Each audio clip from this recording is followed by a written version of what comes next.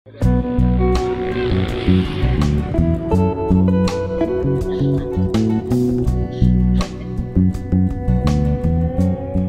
yang tidak merasa iba dan prihatin melihat kondisi keluarga dari Ibu Sulastri Hartini yang hidup serba kekurangan dengan 6 orang anaknya. Sulastri 55 tahun adalah warga Desa Banjar Agung, Kecamatan Baradatu, Kabupaten Waikanan. Menjelang masa tuanya, Sulastri harus bertahan hidup di tengah hempitan ekonomi yang begitu sulit dirasa, apalagi 3 anaknya masih bersekolah. Kisah keluarga Sulastri ini sendiri nyaris luput dari perhatian pemerintah daerah maupun pusat. Sulastri menghidupi ke-6 anaknya yang beranjak dewasa, namun mereka tidak beruntung. Selain hidup tidak mampu, Sulastri harus rela ditinggal suaminya 3 tahun silam. Sulastri harus berjuang seorang diri membesarkan ke-6 anaknya di tengah hempitan ekonomi keluarga yang begitu sulit. Sulastri bersama anak-anaknya tinggal di sebuah rumah berukuran 4 x 6 meter, berdinding papan yang berlapisan terpal. Lapisan tersebut nyaris roboh sehingga akan ada yang bocor saat hujan tiba. Suami Sulastri telah meninggal sekitar 3 tahun lalu. Dalam kesehariannya Sulastri hidup banting tulang sendiri. Ia berjualan mainan anak di pasar ataupun di tempat pesta dan keramaian. Selama ini Sulastri dibantu oleh anaknya yang bernama Dery untuk mencukupi kebutuhan sehari-hari keluarga. Sulastri bercerita, di tengah kebutuhan keluarga yang semakin berat dan meskipun serba kekurangan, anak-anaknya masih tetap melanjutkan pendidikan sekolah. Sejatinya Dery sedang kuliah di kampus Waikanan, namun saat ini harus cuti karena dirinya ikut membantu bekerja untuk memenuhi kebutuhan keluarga. Terkadang anaknya yang bersekolah pun harus izin tidak masuk dikarenakan tidak memiliki ongkos untuk naik angkot. Kondisi kita nih sekarang gimana, Bu? Kondisi rumah kita, Bu? Ya begini nih keadaannya nih Pak. Kita nggak bohong-bohong, lihatlah kenyataannya. Ya sangat mengkhawatirkan lah kalau dibanding, cuman saya nggak bisa ngomongnya Pak. Tinggal pasrah kehidupan lagi. Kalau boleh tahu di rumah dibangun tahun berapa, Bu? Tahun 2005 ini.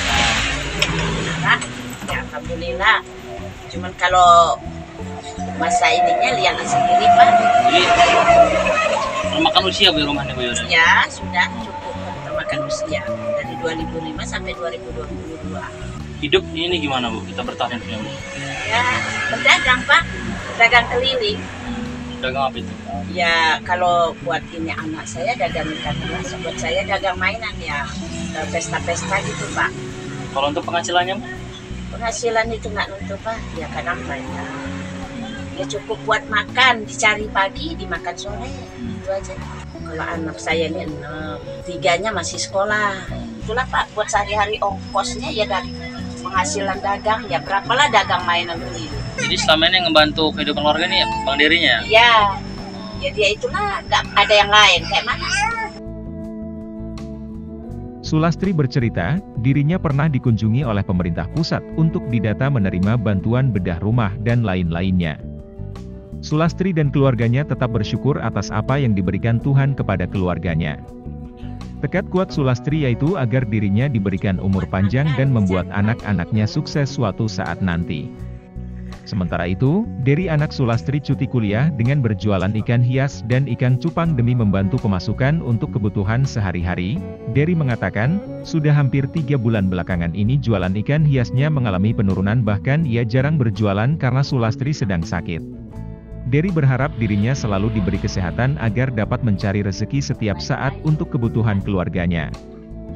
Tak muluk-muluk, Dery berharap bisa menyelesaikan pendidikannya agar bisa mencari rezeki dan mengangkat derajat keluarganya, mengingat ibunya yang sudah tahu dan kewajiban untuk menjaga adik-adiknya.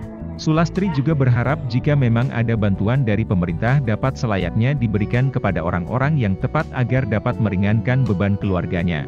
Ya saya itu dapat ya PKH sama yang beras itu. Tapi cukup nggak kira-kira Bu untuk kehidupan? Kalau saat pertama dapat, iya cukup. Untuk selanjutnya namanya dapat juga kan kalau PKH 3 bulan sekali. Kadang nggak tepat waktu. Ya mana kira nggak cukup lah Pak. Dari Waikanan, Tri Rahman, Kupas TV, melaporkan.